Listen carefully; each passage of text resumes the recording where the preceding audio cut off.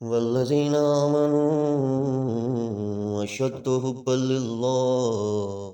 یہ تو معاملہ تھا کن کا؟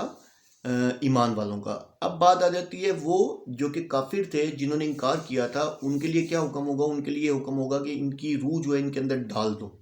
جب ان کی روح ان کے اندر ڈال دی جائے گی تو قبر کے اندر جیسے ہی فرشتے آئیں گے اور فرشتہ آتے ہی ان سے سوال پوچھے گا۔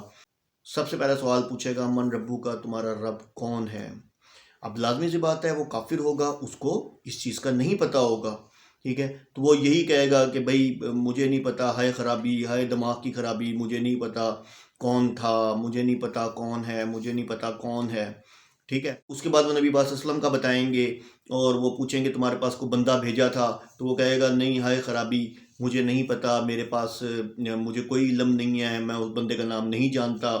تو اس کے بعد وہ پوچھیں گے من دینوں کا، تو کہ تمہارا دین کیا ہے؟ تو وہ پھر یہی کہے گا ہائے خرابی، مجھے تو پتہ ہی نہیں ہے، میں تو بھول گیا ہوں، مجھے نہیں پتہ کہ میرا دین کیا ہے۔ تو اچھا، یہاں ساتھ ایک اور بھی چیز ایڈ کر لیں کہ یہ ہوگا کافر۔ اب منافق کے لیے کیا ہوگا؟ منافق کے لیے جب وہ پہلا سوال کریں گے نا کہ بھائی من ربو کا، تمہارا رب کون ہے، تو منافق اس میں سے لازمی سی بات ہے، منافق یہ تو نہیں کہے گا کہ، کیونکہ منافق اوپر سے ایمان کا دعوے دار تھا لیکن اندر سے تو ایمان نہیں کرتا تھا۔ یعنی کہ فور ایگزامپل جیسے مدینے میں تھے منافق، ٹھیک ہے، ویسے وہ ساتھ ملتے بھی تھے، بیٹھتے بھی تھے، لیکن اندر سے جو تھے وہ اگینسٹ تھے۔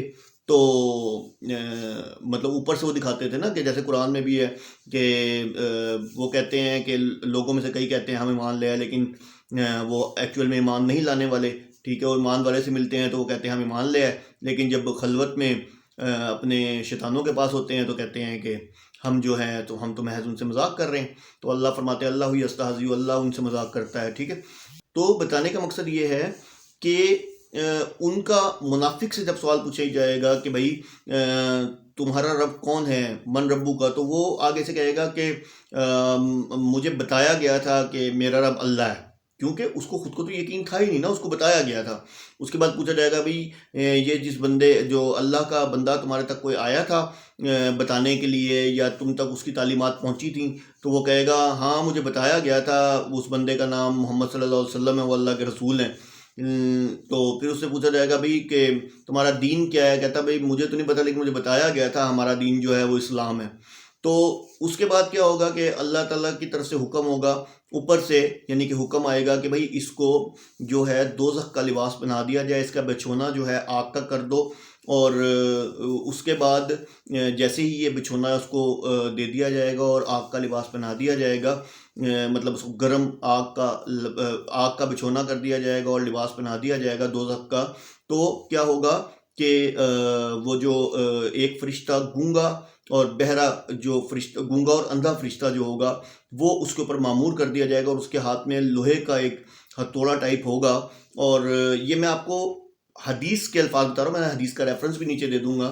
تو وہ اس کے سر پہ اتنی زور سے مارے گا کہ کہنے میں ہے کہ اس حدیث میں ہی ہے، اس حدیث میں لکھا ہے کہ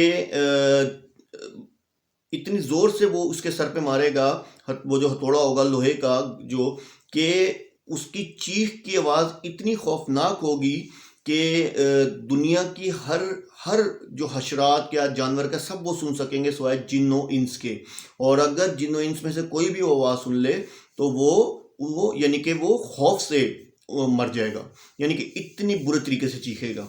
تو یہ معاملہ ہوگا۔ پہلے ہم نے دیکھیں ایمان والوں کا معاملہ پڑھا، اب ہم نے ان کا پڑھا کہ جو کہ انکار کرنے والے ہیں، جو کافر ہیں یا جو منافق تھے، ٹھیک ہے نا؟